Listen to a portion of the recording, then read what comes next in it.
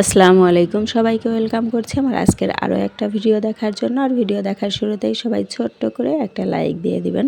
শীতকাল শেষ আর এগুলো কিন্তু শীতের ফুল, শীতকালও শেষ, সাথে এই ফুলগুলোও কিন্তু মরে যাবে বা গাছগুলা মরে যাবে আর থাকবে না। আসলে শীতকাল আমার ভীষণ ভালো লাগে, মানে শীতের জন্য যে গায়ে কাপড় চোপড় পরে থাকলাম, আবার ফুল সুন্দর সুন্দর ফুল ফোটে, এই জন্য ভীষণ ভালো লাগে। আর আজকে হচ্ছে ইফতার এই যে রেডি করব, একটু চিকেন চাপ বানাবো আর হচ্ছে খিচুড়ি রান্না করেছিলাম আগের দিনে, তো ওই খিচুড়িটাই একটু হচ্ছে বেশি হয়ে গিয়েছিল, এখন একটু পাতলা করেছি, সাথে একটু বাগার দিয়ে দিলাম পেঁয়াজ, হচ্ছে রসুন আর একটু মরিচ দিয়ে। আর ইফতারের একেবারেই অল্প সময় বাকি আছে, হয়তো 50 মিনিট মতো বাকি আছে। এখন আমি যে সরিষার তেলে এই চিকেন চাপটা কিন্তু ভেজে নিচ্ছি।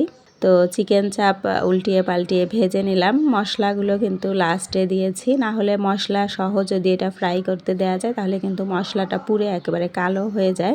মশলা ছাড়িয়ে ফ্রাই করে নিয়েছি আর লাস্টে এই যে উঠানোর আগে কিন্তু মশলাটা দিয়ে দিয়েছিলাম।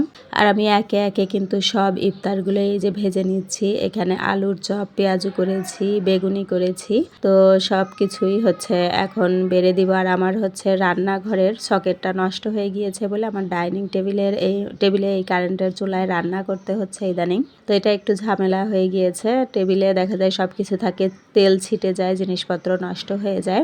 আর চুলাটা রেখে এসে আমি কিন্তু এই যে টেবিলটা মুছে এরপরে টেবিল গুছিয়ে দিয়েছি। এখানে বাঁধাকপির পাকোড়াও করেছি, ছোলা বুট রান্না ছিল, গরম করে নিয়েছি, একটু হালিম ছিল আগের দিনের, ওইটাও বের করে নিয়েছি। এই তো আমার আজকের ইফতার। আর আজান হয়ে গিয়েছে, আমরা কিন্তু এই যে সবাই ইফতার করছি। আমার হাজবেন্ড এখনো এসে পৌঁছায়নি, সে প্রত্যেক দিন ইফতারের পরে আসে, আগে আসতে পারে না। আর হচ্ছে গ্যাস ছিল না, যার জন্য হচ্ছে ইফতার করে তারপরেই দেখি গ্যাস এসেছে। ইফতার করে আমি নামাজ পড়ে আর দেরি করিনি, সাথে সাথেই কিন্তু রান্না করতে চলে এসেছি।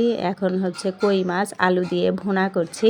আর প্রত্যেক দিনই রান্না আমি করি না, যেদিন রান্না করি একটু বেশি করে করি। এখানে কিন্তু অনেকগুলো মাছ ভুনা করছি, এটা দিয়ে আমাদের হচ্ছে 2 দিন চলে যাবে, কারণ এক বেলা করে খাবো, শুধু সন্ধ্যাবেলায় মাছ আর ভোর রাতে চিংড়ি অথবা হচ্ছে মাংস। আর শাক ভাজি করেছিলাম আর লাউ রান্না করেছি।